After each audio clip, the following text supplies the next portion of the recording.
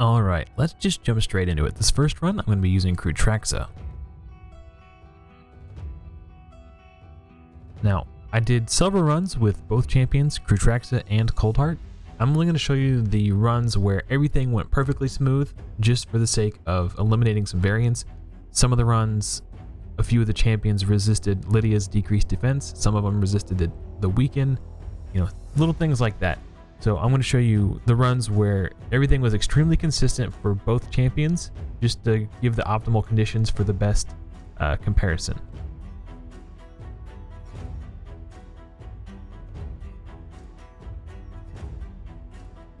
So Cruetraxa doing about 100k per turn with her A1, and right here when she uses her A2, she does 123,000, takes an extra turn and goes right back in to do another 100,000 damage with that A1. And now that the Fire Knight is below 40% HP, the Bring It Down mastery is coming into effect, so she's dealing slightly more than she was at the beginning of the fight. You can see it's closer to 25 to 30 per hit on all 4 hits. There we go. 1 minute 15 seconds. That's a new best time for my account. Very nice. Alright, so let's jump into a Coldheart run. You can see here everything's going according to plan. Decreased defense, weaken, nothing got resisted. On to the second wave. More of the same. Everything's going smoothly.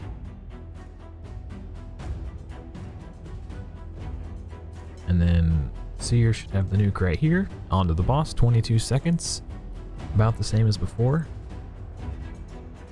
And you'll notice my Renegade opens with her A1. This is by design, so that when she gets back to her second turn, she'll use the Lash Out, the 3-hitter, and be able to place decreased speed as she puts the Fire Knight's shield down.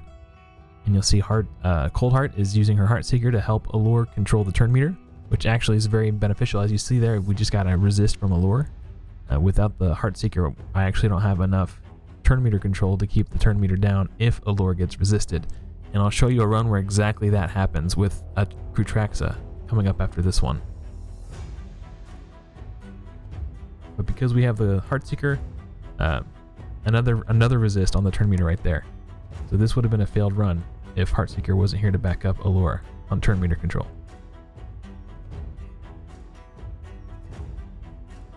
Okay, so now we know what it looks like with Coldheart. Let's go back to Cruetraxa and show you what happens when we don't get that turn meter control.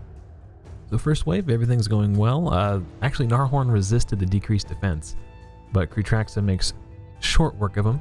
The decreased defense debuff you saw on there was actually from Allure's A2. It's a little bit of a backup, but Cruetraxa made Swiss cheese out of that poor little Gnarlhorn. Now on to the boss. Renegade should open with her A1. A3 from Lydia, it's a 2-hitter. Everything else is going according to plan. A1 from Cruetraxa and the Lash Out to place decreased speed. Now watch here. Resisted on 1 turn meter decrease from Allure. So that's 1 so far. And there's a second one, so twice the turn meter decrease has been resisted from Allure. So if it wasn't for that decreased speed from Renegade's Lash Out, the shield would have already been dropping out. And there's another resist. So, extremely unlikely. She has plenty of resistance, and that is about as close as it gets. If that would have been a critical hit, or if Strengthen wasn't up, this would have absolutely been a failed run. So this is a bit of a fluke, in more ways than one, from the resist standpoint and from them not dying standpoint. But you might notice I have a new fastest time. I'm going to show you that run next because, again, it was a pretty ridiculous fluke and kind of a funny run. Alright, so here we are. Everything's looking normal. Everything good. Now keep an eye on the Nethril in the middle. You'll notice he resists the decreased defense.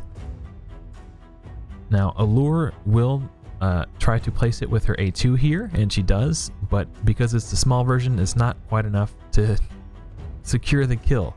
And as a result, my Renegade dies. And at this point, I was sure it was going to be a failed run. But I guess without Renegade in there, it affected the speed tune in such a way that nobody's turn meter was full and then stuck at full, waiting for her Renegade to take her turn. So somehow it actually helped.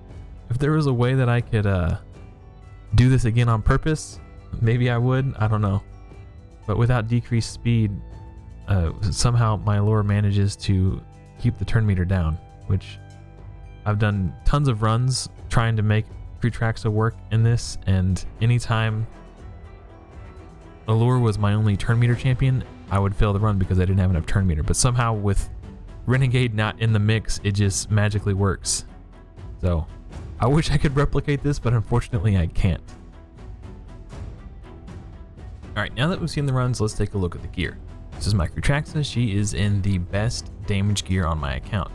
We've got attack percentage boots, we've got attack percentage chest, we've got crit damage on the gauntlets, ascended with crit damage, and then we've got just everything, you know, speed, crit rate, crit damage, attack percentage, crit rate, crit damage, speed, crit damage, you know, everything she needs. And this is in lethal and cruel, so she's going to be ignoring an additional 30% defense between the 25 here and the 5 here. So on her A1 that already ignores 50% of the enemy defense, she's going to be ignoring a total of 80 every time she uses her A1. Very good. And she's got the full damage here. If your gear is better than this, your time for your Fire Knight runs will obviously be faster because she'll deal more damage. But this is the best I can do.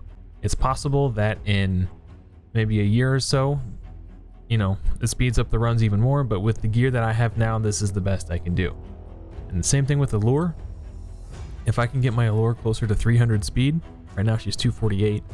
So further down the line, it's possible that, you know, getting closer to 300 speed on my Allure means that I don't need Coldheart anymore. But as you guys saw, sometimes it can get a little sketchy. With these builds that I have, I think for now I'm going to stick to my Coldheart. Just getting that extra turn meter reduction on that Heartseeker makes the runs just that much safer, and I think having to wait an extra 2 seconds is worth the security of having the extra turn meter control. And in order to get this as my, I don't think it's worth tying up my best damage gear into one champion for an extra 2 seconds off my Fire Knight 25 runs. So for now, I'm sticking with Coldheart. Let me know what you guys think. I'd like to hear your thoughts. Yeah, this was mostly just to satisfy my own curiosity to see if I can get it to work, and if I could, you know, what would the end result be? So anyway, thanks for watching, guys, and until next time, happy raiding.